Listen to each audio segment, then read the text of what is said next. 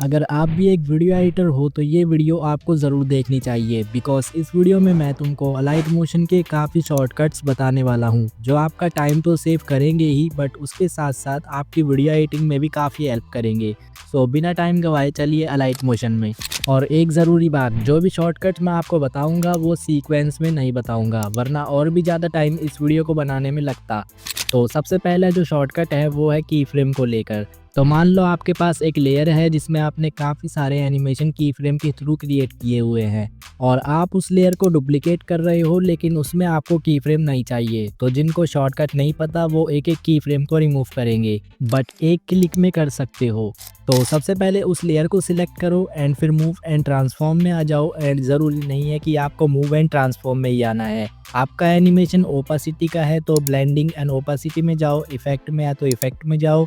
और move and transform में भी रोटेशन, स्केल, ट्रांसफॉर्म सबकी की फ्रेम अलग अलग होती है। तो हम मूव एंड ट्रांसफॉर्म में आ जाएंगे और किसी भी एक की फ्रेम पे आ जाओ एंड की फ्रेम को रिमूव करने वाले ऑप्शन पे आपको होल्ड करके रखना है एंड डिलीट ऑल की फ्रेम का ऑप्शन आ जाएगा।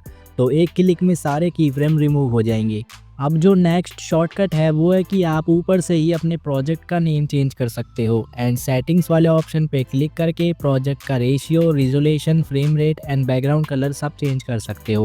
उसके बाद कैपकट, काइनमास्टर जैसे ऐप्स में अगर हम की फ्रेम का यूज़ करके एनिमेशन क्रिएट करते हैं और अगर एनिमेशन स्लो हो जाता है तो की फ्रेम को रिमूव करके फिर से एनिमेशन क्रिएट करना होता है। बट अलाइट मोशन में की फ्रेम एनिमेशन स्लो होता है तो हमें की फ्रेम रिमूव करने की ज़रूरत नहीं है। तो पहले मैं एक सिंपल एनिमेशन क्रिएट कर लेता हूँ।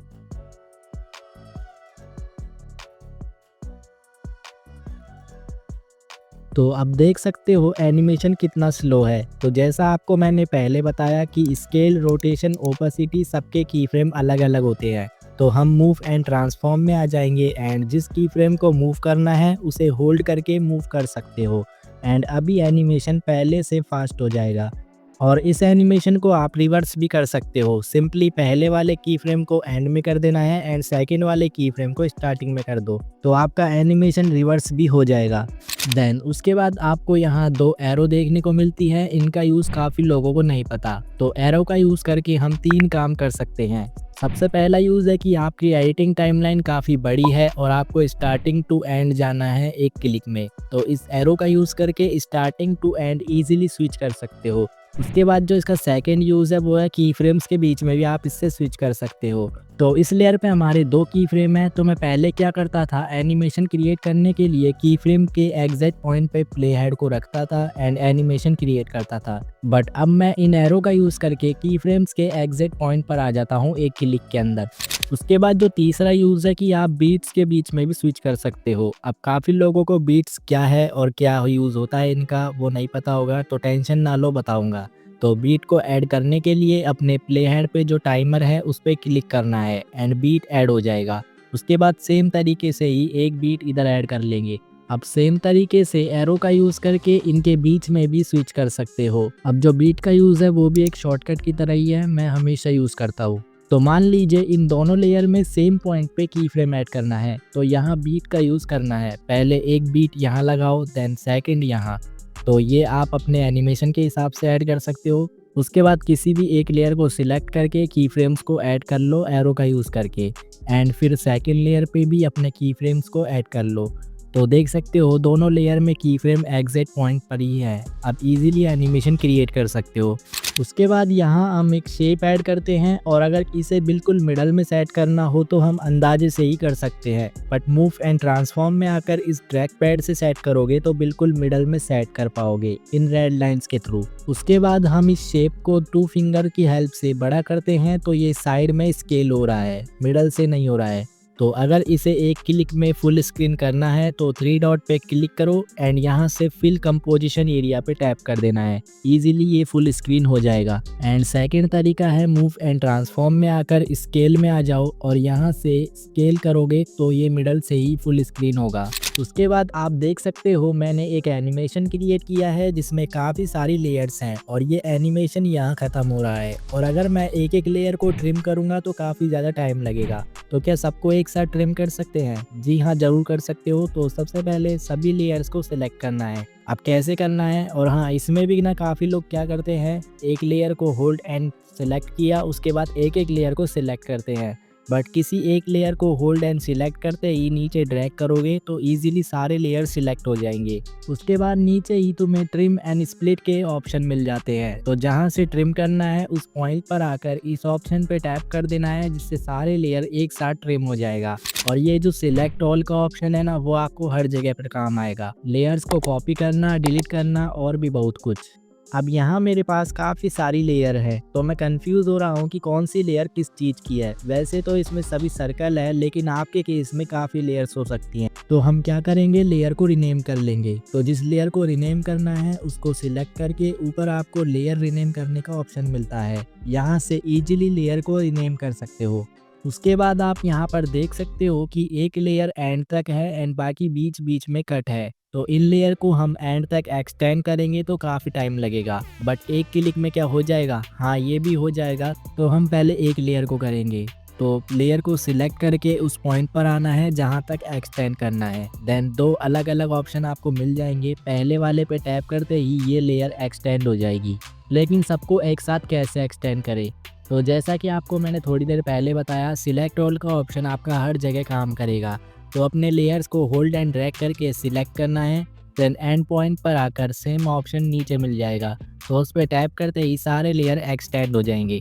इसी के साथ साथ ये सेकेंड ऑप्शन का क्या यूज़ है वो समझते हैं। तो मान लो ये एक लेयर है जिसे हमें टाइमलाइन में काफ़ी आगे लेके जाना है बिना ड्रैग किए, तो ये ऑप्शन आपका काम आएगा। तो जहां आपको ये लेयर ट्रांसफ़र करना है वहां आकर अपने लेयर को सिलेक्ट करो, देन इस ऑप्शन पे टैप कर दो, तो ये लेयर वहां से यहां तक आ जाएगा। देन उसके बाद यहाँ मैंने 3 सर्कल ऐड करके रखे हैं जिनको अंदाजे से मिरर में सेट किया है, लेकिन आप ग्रिड लाइन की हेल्प ले सकते हो। ग्रिड लाइन को इनेबल करने के लिए यहाँ पर आपको कैमरा सेटिंग्स के ऑप्शन पे क्लिक करना है, देन ग्रिड लाइन्स को ऑन कर लेना है। देन अपने अकॉर्डिंग एडजस्ट भी कर सकते हो। तो उसके बाद क्या हम थंबनेल जैसे बनाते हैं इस तरह जूम इन जूम आउट करके, तो क्या वीडियो एडिटिंग में भी पॉसिबल है? हाँ पॉसिबल है। इसके लिए आपको कैमरा सेटिंग्स में ही ऑप्शन मिलता है रिव्यू विंडो की साइज को इंक्रीज एंड डिक्रीज करने का। तुम इसे अपने हिसाब से 16x तक साइज को इंक्रीज कर सकते हो, या फिर आप 2 फिंगर की हेल्प से भी प्रीव्यू विंडो की साइज को एडजस्ट कर सकते हो। तो कैपकट, इनशॉट, काइनमास्टर एंड काफ़ी सॉफ्टवेयर जिनमें हमें बने बनाए एनिमेशन मिल जाते हैं, बट अलाइट मोशन में ऐसा नहीं है। यहाँ आपको हर एनिमेशन खुद से क्रिएट करना पड़ता है, बट एक ही एनिमेशन को बार बार क्रिएट करना काफ़ी टाइम कंज्यूम करता है। तो हम क्या एनिमेशन को सेव कर सकते हैं? तो हाँ, आप ये भी कर सकते हो। तो उसके लिए मैं पहले एक एनिमेशन क्रिएट कर लेता हूँ विद की फ्रेम कर्व्स। तो एनिमेशन काफ़ी सिंपल है। अब इसे सेव करने के लिए इस लेयर को सिलेक्ट करना है, देन इस ऑप्शन पे टैप करके आपको सेव प्रीसेट पे टैप कर देना है। देन प्रीसेट तो सेव हो जाएगा, लेकिन आपको इसे रीनेम जरूर कर लेना है ताकि पहचानने में आसानी हो। तो हम इसे स्वाइप अप नेम दे देंगे। देन हमारा प्रीसेट सेव हो चुका है। अब मैं इस लेयर को डिलीट कर देता हूँ, देन एक दूसरा सर्कल लेयर ऐड करूँगा। अब इसमें उस स्वाइप अप एनिमेशन को अप्लाई करने के लिए आपको इस लेयर को सिलेक्ट करना है, देन प्रीसेट वाले ऑप्शन पर टैप करते ही आपके प्रीसेट्स आपको मिल जाएंगे। तो अब जिस एनिमेशन को अप्लाई करना चाहते हो उसे सिलेक्ट करना है, देन क्लिक ऑन अप्लाई। तो यहाँ से सेम एनिमेशन आपका लग चुका है। तो अब आप अपने एनिमेशन को सेव एंड यूज़ कर सकते हो। तो इसमें एनिमेशन तो लग चुका है, बट इसमें जो ग्राफ लगा हुआ है क्या उसे हम दूसरे एनिमेशन में लगा सकते हैं? जी हाँ, ये भी आप कर सकते हो। वैसे तो उसमें ये वाला ग्राफ लगा हुआ है जिसे हम एक क्लिक में लगा सकते हैं, बट जो हमने खुद से क्रिएट किया है उसे कैसे कॉपी पेस्ट करना है? तो उस लेयर को सिलेक्ट करना है जिसमें आपका ग्राफ ऐड है, उसके बाद मूव एंड ट्रांसफॉर्म में आ जाना है। और एक बार मैं फिर बोल देता हूँ कि आपका ग्राफ ओपेसिटी एनिमेशन में भी हो सकता है, इफेक्ट्स में भी हो सकता है। देन जहाँ आपने लगाया है उधर से ही आपको कॉपी करना है। तो ग्राफ पे टैप करके नीचे 3 डॉट पे टैप करते ही कॉपी कर्व का ऑप्शन मिलता है, तो यहाँ से कॉपी करो। देन सेकंड लेयर को सिलेक्ट करके मूव एंड ट्रांसफॉर्म में आ जाएंगे। देन ग्राफ पे टैप कर देना है एंड उसके बाद 3 डॉट पे टैप करते ही पेस्ट कर्व का ऑप्शन भी आपको मिल जाएगा। एंड उस पर टैप करते ही ग्राफ इस लेयर पे भी अप्लाई हो जाएगा। एंड यही सेम चीज़ इफेक्ट्स में भी कर सकते हो। तो जैसे कि मेरे पास दो इमेज लेयर है, देन इस लेयर पे दो इफेक्ट्स लगे हुए हैं और इन दोनों इफेक्ट्स को हमें सेकेंड लेयर पे अप्लाई करना है सेम वैल्यू के साथ। तो लेयर को सिलेक्ट करके इफेक्ट्स में आ जाएंगे। देन अगर आपको सारे इफेक्ट्स कॉपी पेस्ट करने हैं तो नीचे 3 डॉट पे टैप करके कॉपी इफेक्ट्स वाले ऑप्शन पे टैप करते ही आपके इफेक्ट्स कॉपी हो जाएंगे। उसके बाद सेकंड लेयर को सिलेक्ट करके इफेक्ट्स में आकर सेम 3 डॉट पे टैप करके पेस्ट इफेक्ट पे क्लिक कर देना है एंड आपके इफेक्ट्स इस लेयर पे पेस्ट हो जाएंगे। लेकिन किसी सिंगल इफेक्ट को कॉपी पेस्ट करना है तो सेम प्रोसेस है, बट जिस इफेक्ट को ऐड करना है उसके साइड में 3 लाइन आपको देखने को मिलेंगे, उस पर टैप करते ही सेम कॉपी इफेक्ट का ऑप्शन मिल जाएगा। यहाँ से इफेक्ट को कॉपी करो एंड उसके बाद जैसा सेम प्रोसेस था वैसे ही रिपीट कर देना है। तो ऐसे आप इफेक्ट्स को भी कॉपी पेस्ट कर सकते हो। तो उसके बाद काफ़ी लोग जब एनिमेशन क्रिएट करते हैं तो थोड़े लेयर ऐड करने के बाद उनका डिवाइस लैग करने लगता है और वो प्रीव्यू अच्छे से नहीं ले पाते। तो उनका भी सॉल्यूशन है कॉपी लेयर। तो आपको इस प्रोजेक्ट को ऐसे ही छोड़कर बैक आना है एंड उसके बाद सेम सेटिंग्स के साथ एक न्यू प्रोजेक्ट क्रिएट करना है। तो अब आपको जो नेक्स्ट एनिमेशन है वो यहाँ पे क्रिएट करना है और जैसे ही आपका एनिमेशन क्रिएट हो जाए तो सारे लेयर्स को होल्ड एंड ड्रैग करके सिलेक्ट ऑल करना है। देन इस ऑप्शन पे टैप करने के बाद आपको कॉपी लेयर्स का ऑप्शन मिल जाएगा। उस पर टैप करते ही सारे लेयर्स ऐसे के ऐसे कॉपी हो जाएंगे। अब इस प्रोजेक्ट को बैक करके पहले वाले प्रोजेक्ट पे आना है। देन इसे टाइमलाइन में जहाँ ऐड करना है उस टाइम पर आके सेम ऑप्शन पे टैप करना है। देन अब आपको पेस्ट लेयर का ऑप्शन मिल जाएगा। उस पर टैप करते ही आपका एनिमेशन वैसा का वैसा यहाँ पे आ जाएगा, कोई भी मिस्टेक आपको देखने को नहीं मिलेगी। उसके बाद आप देख सकते हो इतने सारे लेयर टाइमलाइन में हो चुके हैं कि कौन सी लेयर किस एनिमेशन की है इजीली पता नहीं लगेगा। तो इस सिचुएशन में हम यूज़ करते हैं ग्रुप को। तो ग्रुप को बनाने के लिए एनिमेशन में जितनी लेयर्स हैं, लाइक इसमें 5 लेयर हैं, तो इनको हम होल्ड एंड ड्रैग करके सिलेक्ट ऑल करेंगे। देन उसके बाद ऊपर आपको ग्रुप क्रिएट करने का ऑप्शन मिल जाएगा एंड बाकी के 2 ऑप्शन आपके मास्किंग में यूज़ होते हैं, जिसकी वीडियो बहुत जल्द आने वाली है। तो ग्रुप हमारा क्रिएट हो गया है और जैसे हम लेयर को रीनेम करते हैं वैसे ही इस ग्रुप का भी आप नाम चेंज कर सकते हो। तो अब मैं उसके बाद इस एनिमेशन को भी ग्रुप में कन्वर्ट कर लूँगा। तो अब आप देख सकते हो कि कितना स्पेस हमारा खाली हो चुका है। तो अब मान लीजिए इस ग्रुप में आइकन का कलर चेंज करना है, तो काफ़ी लोग क्या करेंगे, ग्रुप को पहले अनग्रुप करेंगे, देन उसके बाद चेंजेस करके फिर से ग्रुप बना देंगे। बट इसमें इतना टाइम गंवाने से अच्छा है ग्रुप को सिलेक्ट करो, देन नीचे आपको एडिट ग्रुप का ऑप्शन मिल जाएगा, उस पर क्लिक करके आप अपने ग्रुप को एडिट कर सकते हो। तो हम यहाँ पे छोटा सा यहाँ पर चेंज कर लेते हैं एंड उसके बाद ऊपर से बैक करके अपने प्रोजेक्ट पर वापस आ जाओ, देन आपका ग्रुप एडिट हो जाएगा। पिवट पॉइंट एक ऐसी चीज़ है जिसका सपोर्ट आपको एंड्रॉयड में किसी भी ऐप में देखने को नहीं मिलता है, बट अलाइट मोशन में एक्सेस कर सकते हो। उससे पहले समझ लेते हैं पिवट पॉइंट क्या होता है एंड कैसे इनेबल करना है। यहाँ मैंने एक शेप लेयर ऐड किया हुआ है। अब मूव एंड ट्रांसफॉर्म में आकर इसे हम अगर रोटेट करते हैं तो ये मिडल से रोटेट होगा, क्योंकि इसका पिवट पॉइंट मिडल में है। और ऐप में आप इसे चेंज नहीं कर सकते, लेकिन अलाइट मोशन में कैसे करना है, तो पिवट पॉइंट की पोजीशन चेंज करने के लिए जो ट्रांसफॉर्म वाला आइकन है उस पर टैप करना है, देन अगेन एक बार वो टैप करना है। तो देख सकते हो ट्रैक पैड पे swipe here to move pivot point का ऑप्शन मिल रहा है। अब आप इसे एडजस्ट कर सकते हो। तो मैं इसे कॉर्नर में सेट कर लूँगा। देन अब मैजिक देखो, तो इसे अगर अब मैं रोटेट करता हूँ तो ये उसी पॉइंट से रोटेट होगा जहाँ इसका पिवट पॉइंट मैंने सेट किया है। और इसका यूज़ करके आप डिफरेंट टाइप एनिमेशन क्रिएट कर सकते हो और ये हर चीज़ पे आपका काम करेगा। लाइक स्केल भी अगर आप इसे करोगे तो ये उसी पॉइंट से स्केल होगा।